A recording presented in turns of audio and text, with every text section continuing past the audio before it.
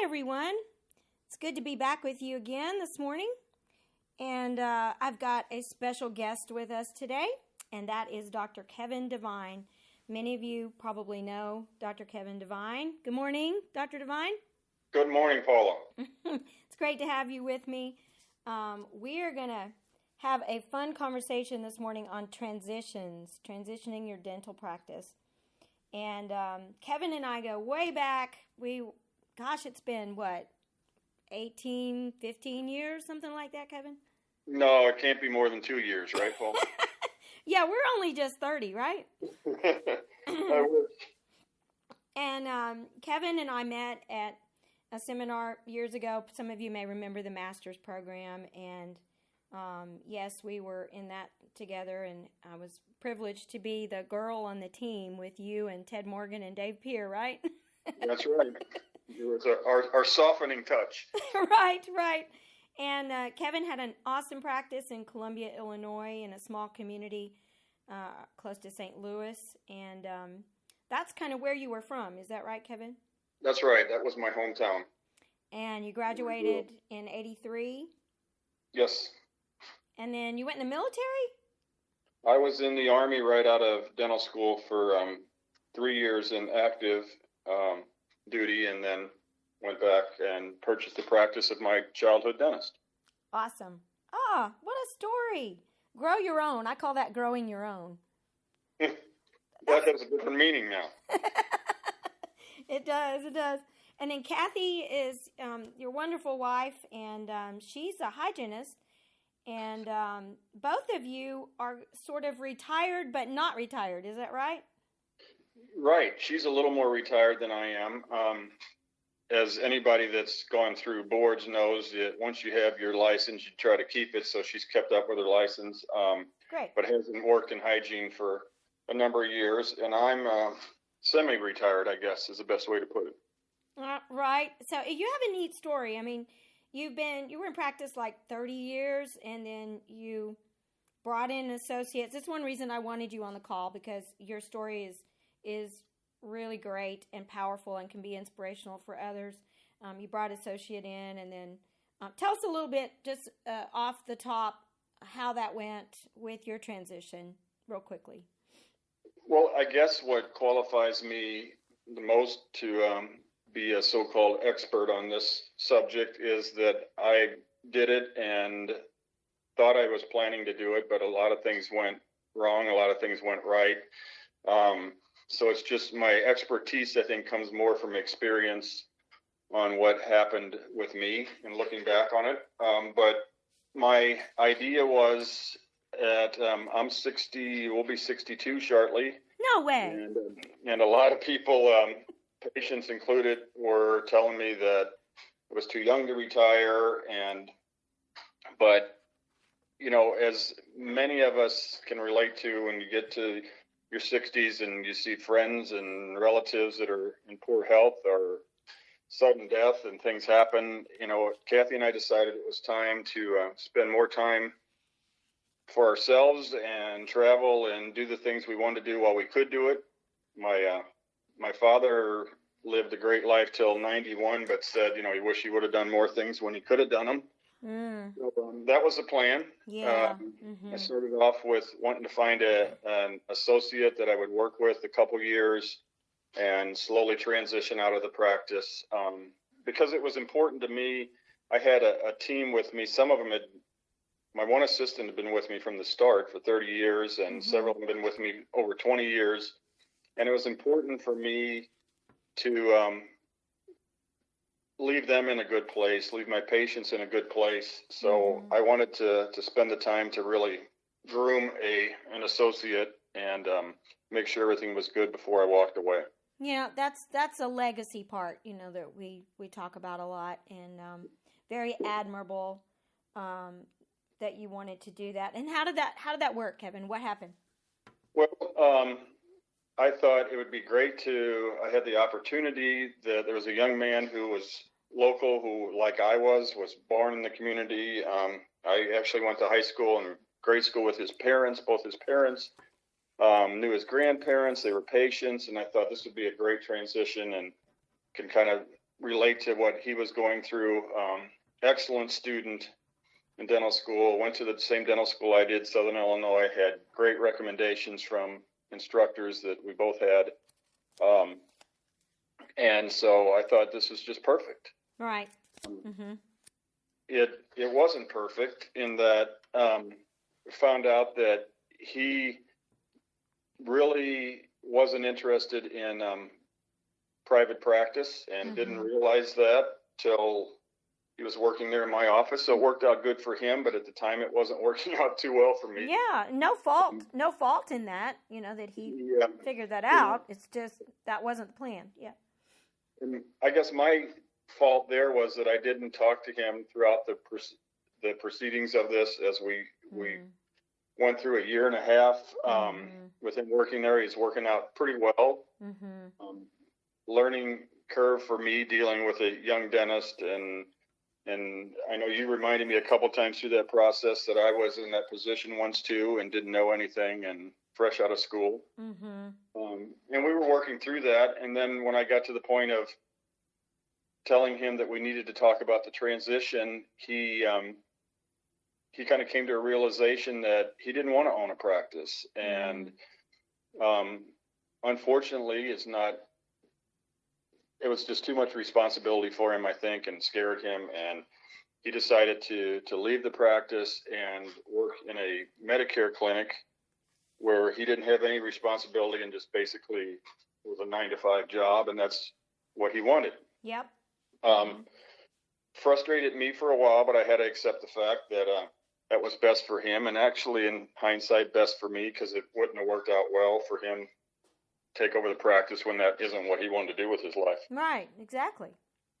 So luckily I found another associate, but I kind of looked in a different direction. This time I looked to somebody that had been in dentistry and out of school for a number of years. Steve, who purchased my practice, had practiced for 10 years as an associate in different practices. And so he knew a little bit more of what his vision was for a practice and could articulate that to me. And it was the same as the vision I had for my practice. So it just ended up being a perfect fit. And we're still in contact, and he's doing wonderful. The whole team stayed. Yeah. Majority of the patients all stayed, and he's doing really well with it. So that's a wonderful thing about your story is that you shifted from looking for an associate to looking for a buyer. I remember that statement that you shared. Exactly. Your vision changed, and that made all the difference. So what are you doing now, Kevin? Tell everybody what you're doing. Well, I am now working as an associate. Was kind of an interesting way this happened. In a mastermind that I'm in with several dentists. You mentioned Ted and Dave in the mastermind. Another dentist, Dr. Dan Steinke, from all three of them are in Maine. We've known each other for a number of years, did a lot of CE together. I was going through this process and was frustrated with the first associate that I told you about that failed, and was talking to Dan one day and just was saying with frustration, I didn't know if I wanted to do this. And he said, Kevin, just sell the practice and come work for me. Yeah. And it kind of spun my head around because I had never even considered working in another practice after selling. And I wouldn't have considered it had it not been someone that I knew well and knew his personality and philosophy and ideas of practice that I knew I could work for him. So we started the process of doing that, which initially, I guess what scared me the most was Kathy and my plan was to retire to Florida, where we have a small place in the town that Kathy grew up, and it was kind of her reward that she put up with living up north of the Mason-Dixon line with me for so many years that it was time to go home, and who wouldn't want to go home to Florida? Me included. Yeah, really, for sure. So now I was going to have to go to her and tell her that change of plans, I think we're going to go to Maine. Yeah. Dan's solution was that it's the same water, it's just farther up the coast. There you go. But I didn't know how that was going to work, so Dan came up with a brilliant solution. That the unique thing about their practice, that he and his daughter are in the practice together. They have 2 offices. The satellite office is on the coast, which is more of a summer community, so it really slows down in the winter. Mm-hmm. So he told me that I could have winters off. Mm-hmm. And I didn't find out till later that winter in Maine is about 9 months long. But so they've let me kind of build my schedule around what Kathy and I want to do, and we split time now between Florida and Maine. Nice. And I've been able to continue to practice, which turns out I think has been real important for me, and to stay connected to that. And it's just been a dream come true for me. Right. It's an amazing story. It's totally amazing. And you're going to be at the retreat and share, and you shared some last year, and it's really a support to other doctors who are going through the process. So thank you for being transparent and open and willing to share. Oh, sure. So let's outline what we're going to talk about today. We're going to talk about the purpose of transitions, our vision for the transition, our vision for the person, sort of what doctors are looking for, brokers, the options for transitions, and we have about 8 of those that we've come up with. So we're going to go through each one of those if we have time today, and talk about pros and cons of each option. And I think it's good to just quantify those 8 so people can be looking at that when they're creating their vision, because I think sometimes we haven't considered all the options. So the purpose, Kevin, let's talk about that for a minute. I hear doctors, this comes up often on my calls, of I want to bring an associate so I can mentor them. I want to bring in someone who can do the little stuff, the fillings, extractions, the endo, so I can do the big stuff. If that's your purpose, that's probably not going to win very well with the doctor coming in, because what I'm seeing is that they don't want to do just the fillings and the endo and the extractions and the little stuff. And they, doctors will say, well, I want more time off. Some of the associates aren't ready to be left alone in the practice. And I think we have to, especially if we put them on commission, it's not really fair to give them only the little stuff. So how do you view the purpose of transition? What process did you go through? Well, I think that's a great question, Paula, because I think a lot of dentists don't think about the purpose of their transition. They, like you said, they get to the point where they want to cut back a little bit. Most of us, we're in a profession that's giving, so we want to continue to give. We want to mentor the young dentist. I'm finding that some of the young dentists don't think they need to be mentored, Yep. which is frustrating for us old dentists that want to give and they don't want it, but we know they need it. And you're exactly right.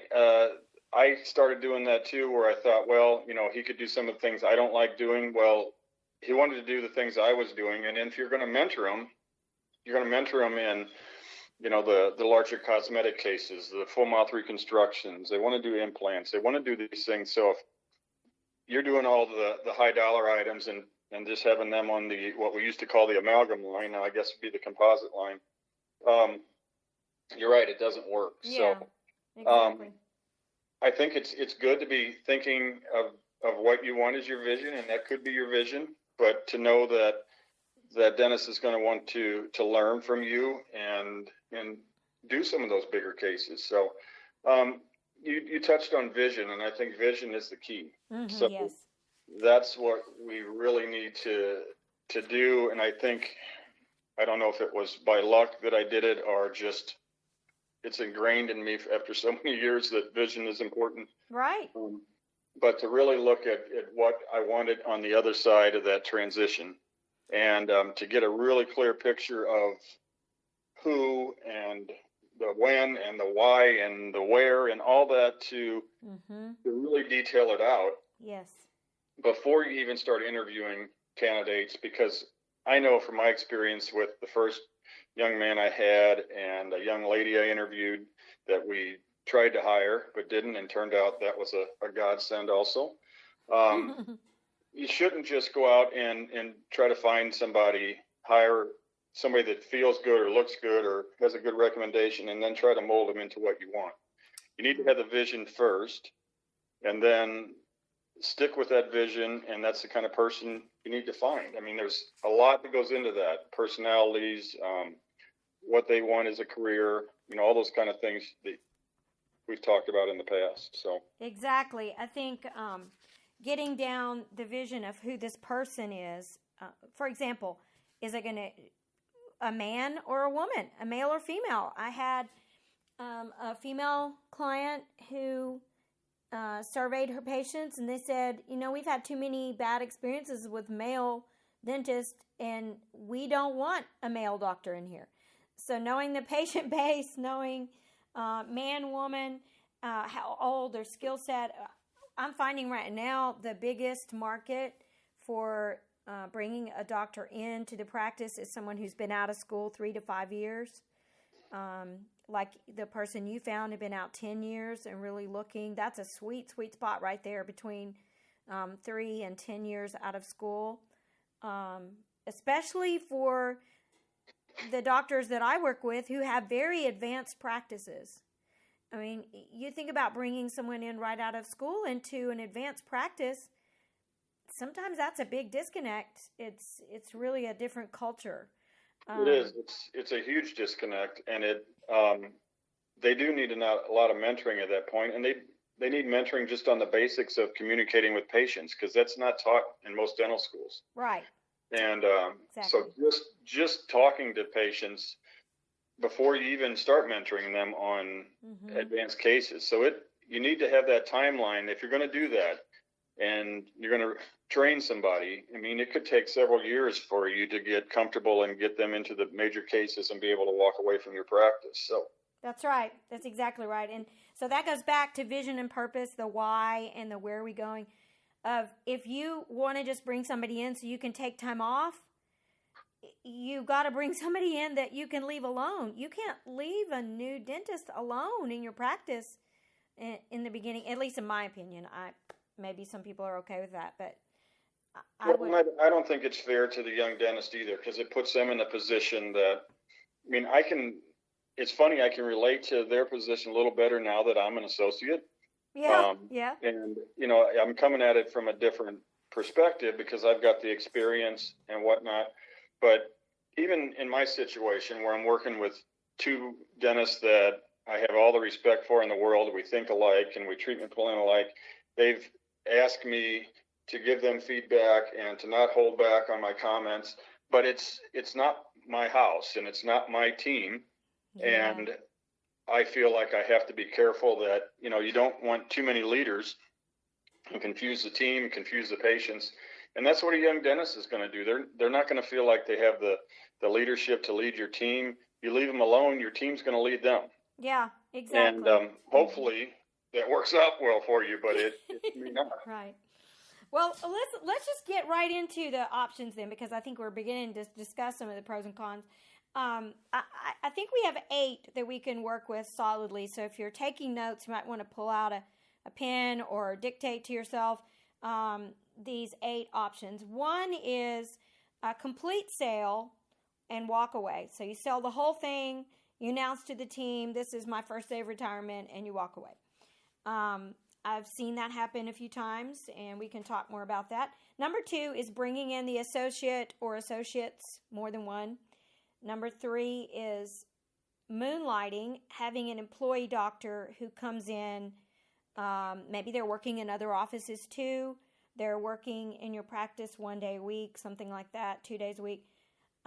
Then number 4 is what Kevin's done, become the associate.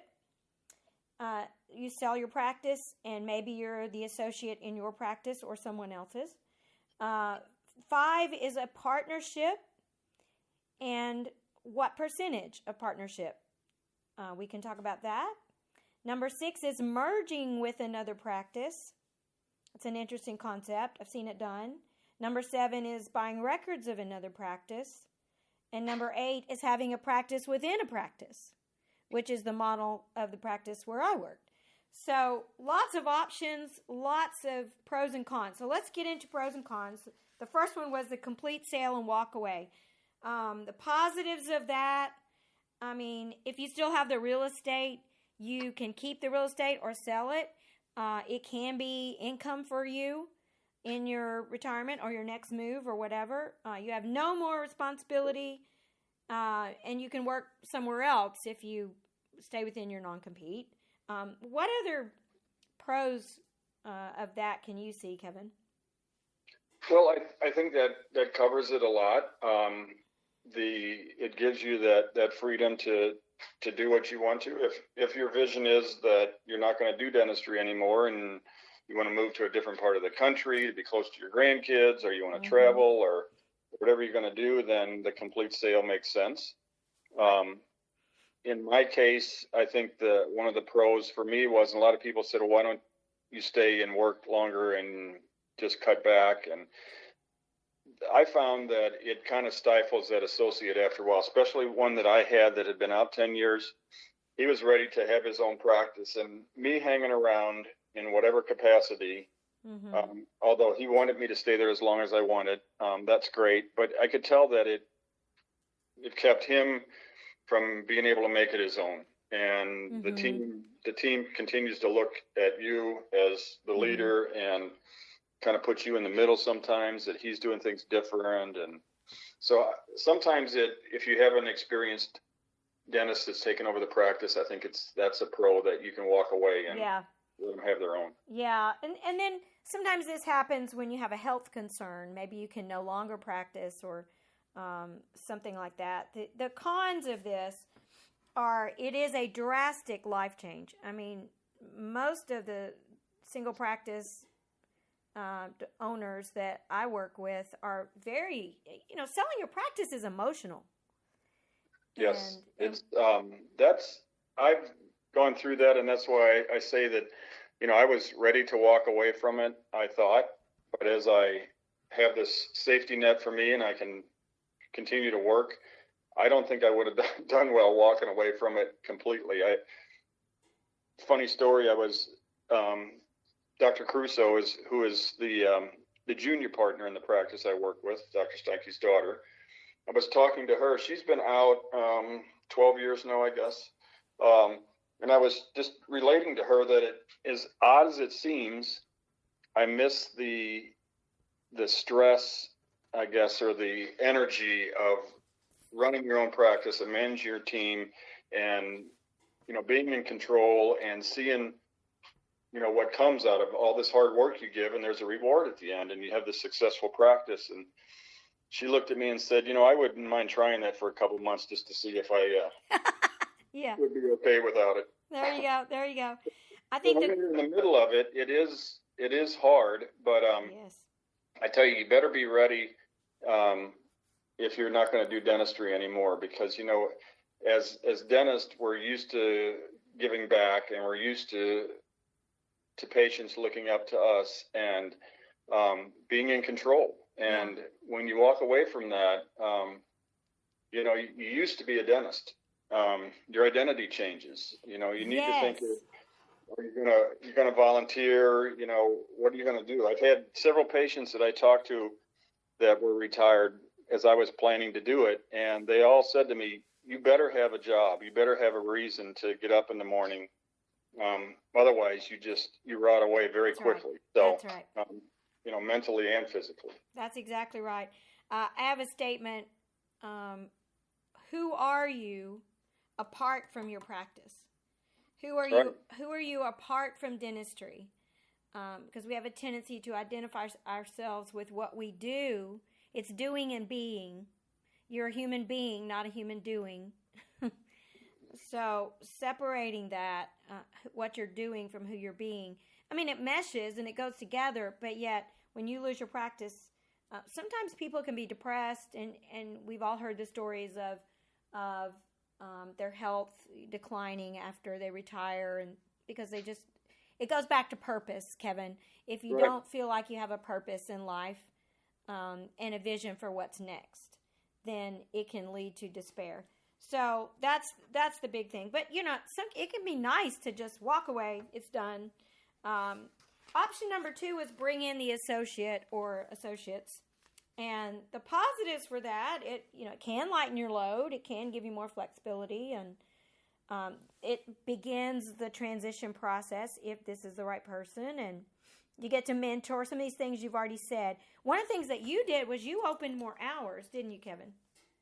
Yes, we were open 4 days a week, and we then were able to open it 5.5 days a week. And part of the struggle with that was finding hygiene coverage, because we had to hire another hygienist to do that, as some of them are used to working 2 days a week and that kind of thing. But it really helped.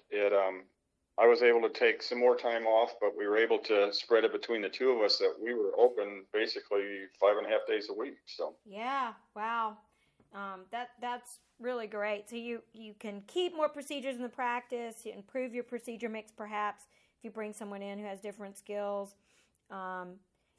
Adding more than one location. Some people like to do that, have a satellite. So on the other hand, the cons of having an associate is they frequently fail. Unfortunately, it's like in the high 90% range that they fail. One of the things I see frequently is the practice is not ready for 2 doctors. It's not large enough for 2 doctors. And there's this, okay, what do I do? Do I kill myself to build it up and drive myself crazy to get it ready for 2 doctors? And then if it doesn't work, I'm stuck with this large practice by myself. I don't know. What do you think about that? The not ready for 2 doctors. How did you handle that, Kevin?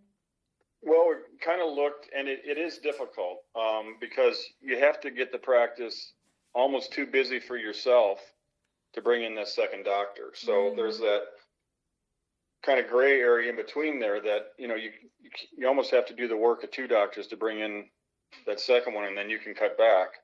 The other thing is that as you cut back and that new doctor comes in, you have to understand they're probably not going to be as productive as you are. So if you're going to take time off and let them there can be a little dip in production. And you need to be ready for that. Yes. In my situation where I'm at now, that's what Dan told me. His vision always was that when they were ready for a third person in the 2 practices, that they would bring in someone that was retired or close to retirement, so they wouldn't have that dip, and he wouldn't have to be there to mentor. And if you can do that, like Dan did, it's great. If you can find somebody that is senior, but that doesn't lead to you being able to transition out of the practice either. That's right. That's right. I'm going to retire about the same time he does, probably. So yeah, that's right. So the other big thing I think that you really have to do if you're bringing in that associate, it goes back to we're talking about your vision, but look at that personality type. Oh yeah.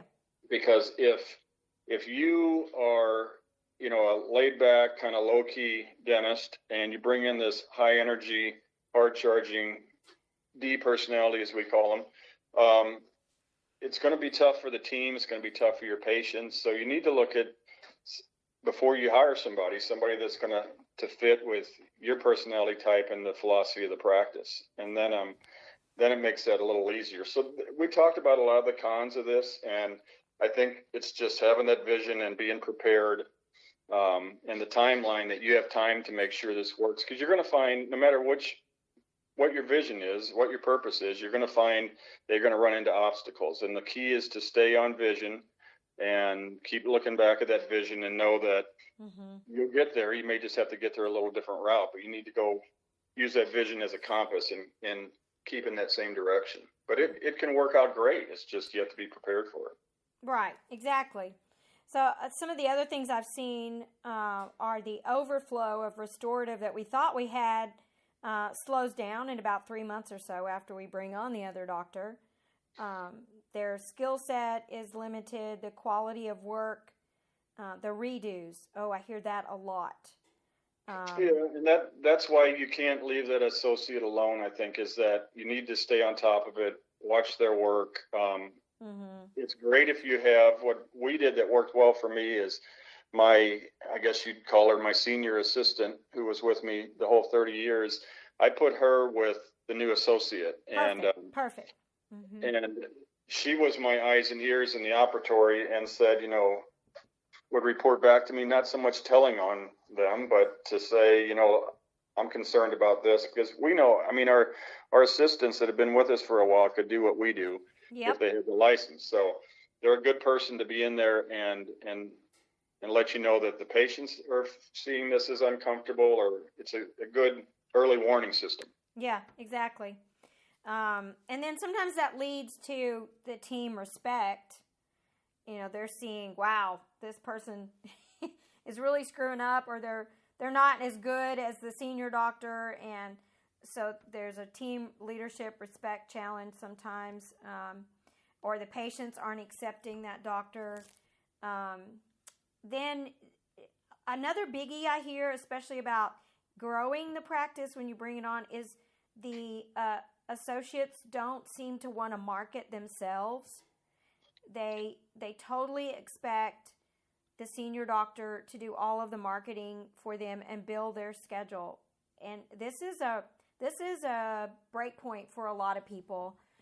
The senior doctors typically tell me they expect the associate to market themselves, and the associate doctors tell me, well, that's the senior doctor's job.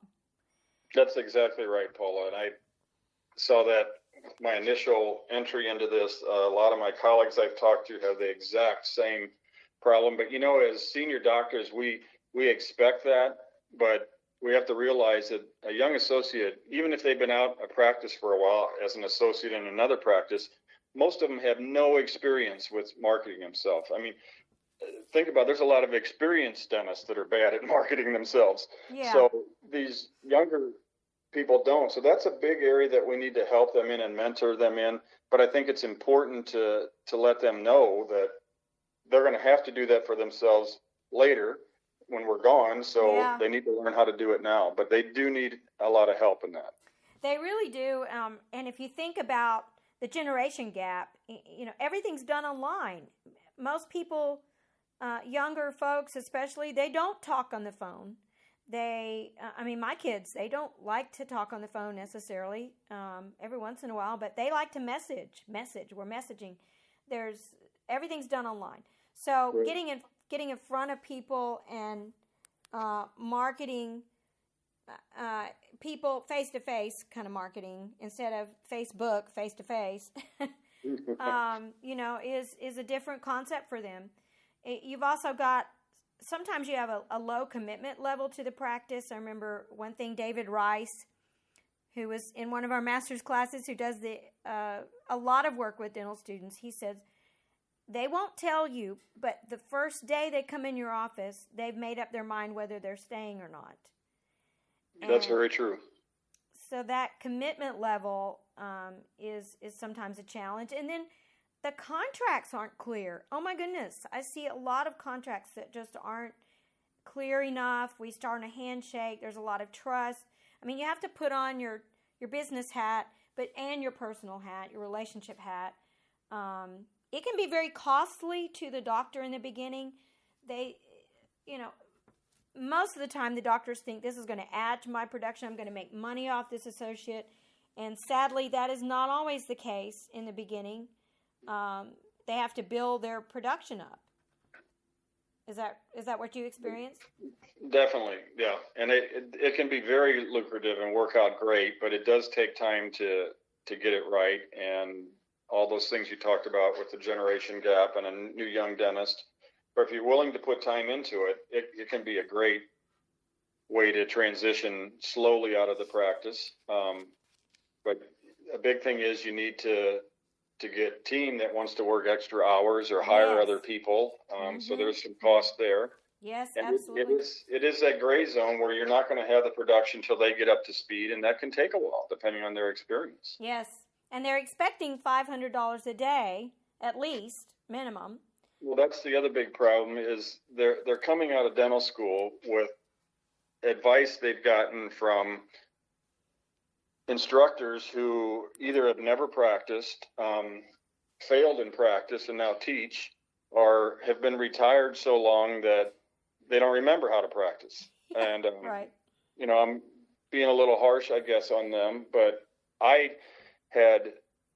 went to instructors in my dental school and got advice, and that didn't work so well in my first time. But what makes a good student and what they see in dental school doesn't necessarily make a good associate or a good dentist. That's so right. and they are getting bad advice. And I fought that with my first associate that thought, well, my dental instructors know more than you do. Yeah, that's right.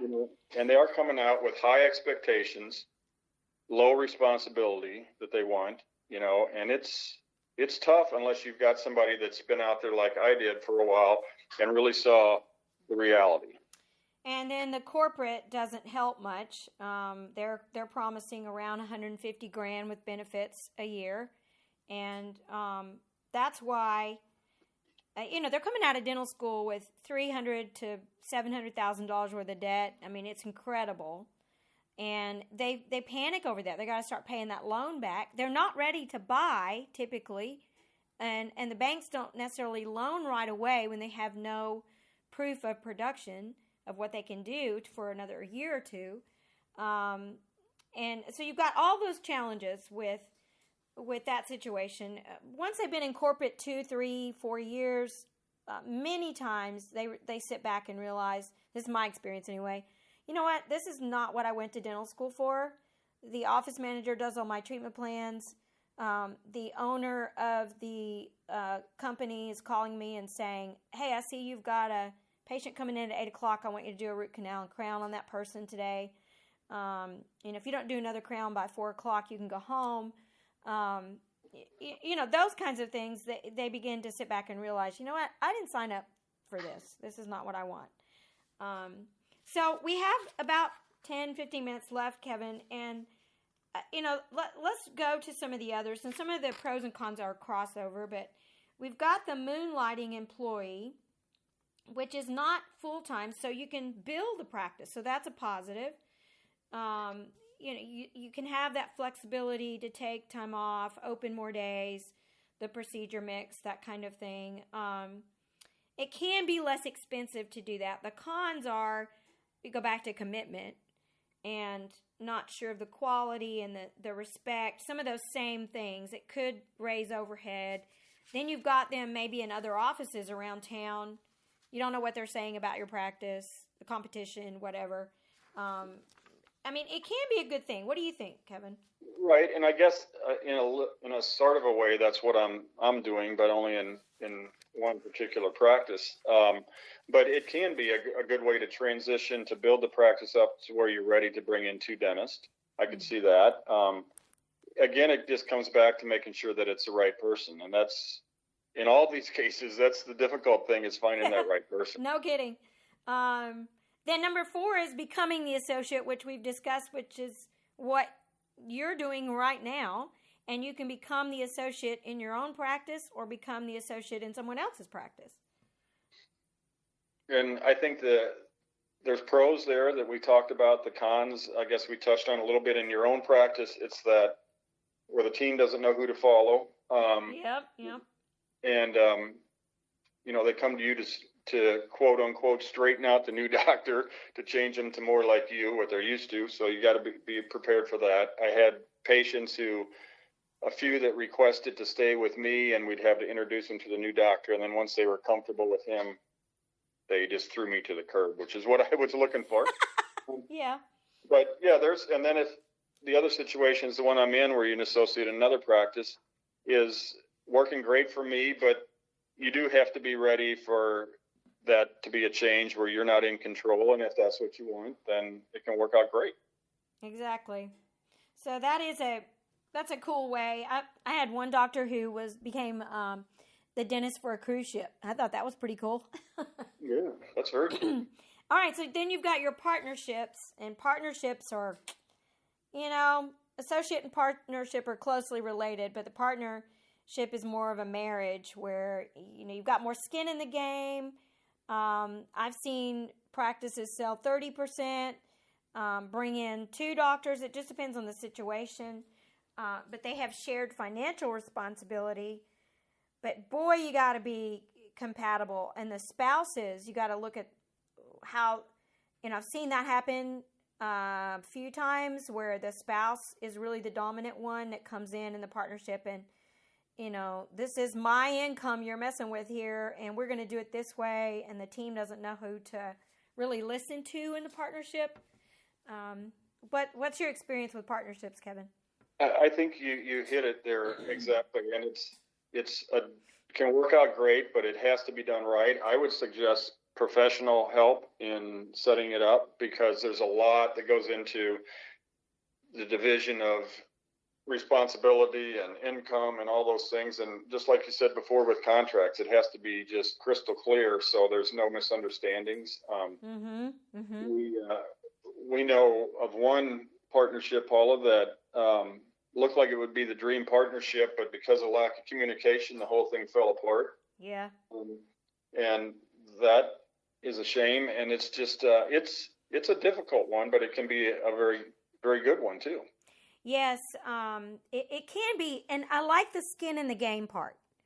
So maybe you're bringing somebody in, maybe they've been out of school for 3 to 5 years or 5 to 10 years, like we were talking earlier, and they're wanting to buy, they're not quite ready to own it by themselves yet, but you don't want to take that risk of them being there for a little while and then leaving, so you get some money up front, right? And that becomes a partnership. There are ways to do it. I know one practice that the senior doctor sold 50% of the practice to the partner, and then together they built the practice, and then he was able to sell off more of the practice when he retired. So it really ended up selling more than a whole practice that he would at the beginning. So there's great ways to do it, and I agree, having skin in the game makes all the difference. And in these situations too, one thing to know is to have your practice appraisal done before you bring somebody in. Because that's really key. And I didn't do that on the first one. So there was this question, my first associate was like, well, now you're saying that's the value of the practice, but I created some of that value. There you go. And so can get really messy. So I would agree, you definitely need to get a valuation. And on that, there's a lot of people that do it. The big supply companies do it. My first valuation I wasn't happy with. It was kind of a book thing. They never visited the practice, never looked at the differences. It's just a formula stuck my numbers in. So I had a second valuation. I would suggest doing that. The thing that I found is the valuation is always going to be lower than you think it is, because if you put 30 years into the practice, you have this unrealistic value that in your head. And then when somebody comes and looks at the numbers, it's not maybe what you think it should be. So that's something you should start early. I agree. Absolutely. It's a dance there. So I agree with you 100%. Option number 6 is merging with another practice. So 6, 7, and 8 are shifting gears a little bit of actually from bringing someone in or becoming the associate yourself. You're actually merging, which is a cool idea. I've seen this done several times where another practice, I had a doctor with some health concerns. He sold his practice, became the associate, merged his practice in with another practice in his area. It was a very good solution for him. I've seen other doctors who are ready to retire, and this kind of gets into buying the records of another practice. Maybe you're not bringing that doctor into your practice or merging that way. Maybe you're not keeping 2 locations, but you're bringing in the records of that practice. They want to walk away from it, and the patients need somewhere to go. And so the merging can work. For example, if you want to bring in another doctor and the practice is not a 2-doctor practice. It's amazing out there. I've searched. There are practices for $200,000 and $300,000, which is not a large investment, huge investment anyway. And you can have a database ready to go for a second doctor that you're bringing in. the other challenges with that is it can grow too quickly. Your patients may not come. They have additional overhead. It just depends. Sometimes they'll keep the hygienist, one or two key team members from the other practice that know the patients to make sure that happens. So any thoughts about merging, Kevin? I agree that it's a good way to have rapid growth, but then there's a downside of that too. That you have to be ready for that rapid growth and the difficulties of merging different softwares and databases. If you do that, again, knowing the personality and the style of the other practice, because if you're going to merge two completely different kind of practices, that can be difficult. But I know a couple people back around the St. Louis area, in my area, that would go around and they'd find there's several of those practices that were 200,000 or less, and they would put their system into place, hire some employees, hire a young dentist, and really turn that practice around. Mm-hmm. And then in some cases, that young dentist, once it was turned around and had the mentoring help, could actually buy that practice. Mm-hmm. So it can work. Yes, it can. It can. So that kind of covers buying records for another practice too. Then number 8, which is really an interesting concept. We don't have time to fully develop that today. We've got just a couple minutes left. But that's a practice within a practice. So briefly, I'll describe in our building, we had different doctors who had their own practice. They had their own phone number. And it's like having condos within the same building, except we were all in one open space. We had 16 treatment rooms, 1 reception area, 2 sterilization. It was 2 wings that were kind of mirror images, 8 treatment rooms on one end and 8 on the other, and then reception in the middle and administration in behind reception. It's pretty fascinating.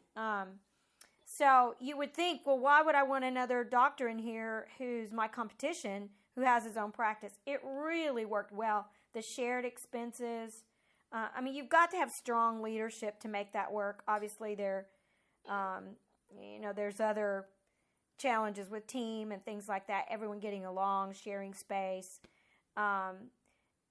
It can work well to bring in another doctor this way. And we actually did bring a doctor in this way.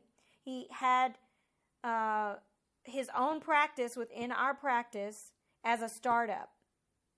And we were able to give him some overflow between all the doctors that worked there. There was enough overflow when they weren't working or things like that to build his practice. And he eventually bought one of the doctor's practices when they retired. So it's a fascinating thing where you have shared overhead instead of buying. You've got 6 doctors in a practice. You don't need 6 panoramic x-rays. You don't need 6 sterilization areas, all that kind of stuff. So you can share a lot of fixed costs in your overhead.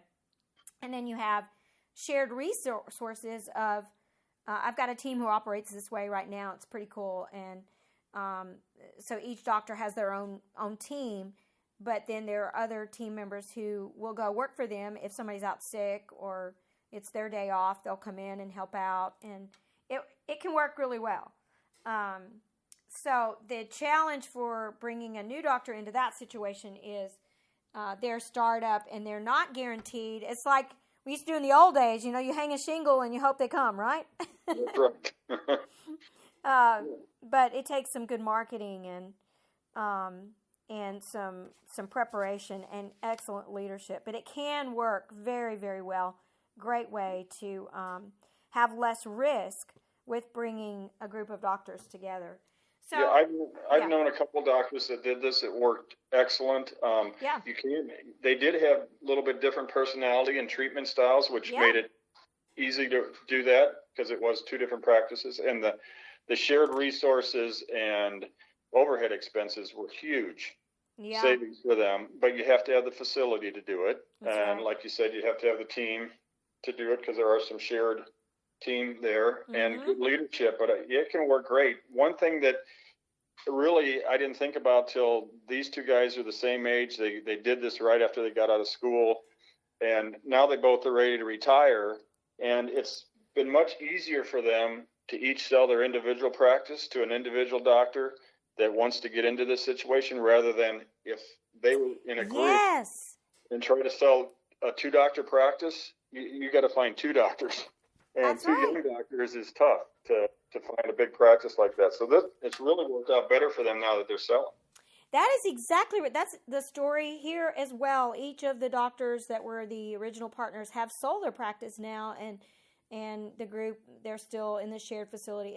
It has worked out very well. So, as we close here, I would say we didn't talk much about brokering, but there's so many questions that are specific to your situation, and we're available. We're going to be having our leadership retreat in April, and Kevin's going to be there and doing a breakout session on this. So we'd love to have you. And Kevin, I just want to thank you so much for joining me this morning and sharing your experience. And Kevin's great to talk to. So, let me know if you want to reach out. We can pull Kevin in on some of our coaching calls. And Kevin, I haven't asked you about that, but No, I'd be happy to, Paula. And yeah. And I do have some advice on whether to use a broker or not. I can tell you quickly, in my situation, I used one for the valuation, did not use one for the sale. There's a lot of pros and cons both ways there. But I think the big thing is to plan. Most dentists don't plan for retirement, and sure, you have this big pile of money when you sell the practice, but it's probably going to be less than you think.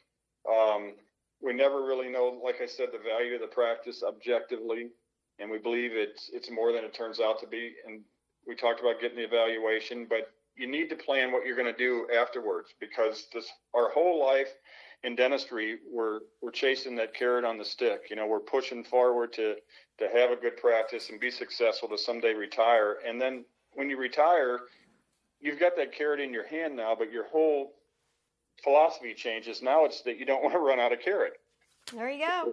Before That's right. You're pushing hard to go forward, now you're kind of pulling back to make sure that you still have money when you're 90 years old. So That's right. lots to think about. Lots to think about. So I hope this has helped you today as you're listening and giving you some food for thought and some questions to ask and to mastermind with others. And that's what we're here for. So thank you so much, Kevin. It was a pleasure to have you. My pleasure, and I'd be happy to talk to anybody that wants to hear what happened with me or give my side of it. Awesome. Thank you for being willing to share. All right, everybody. We'll talk to you next time. Bye-bye.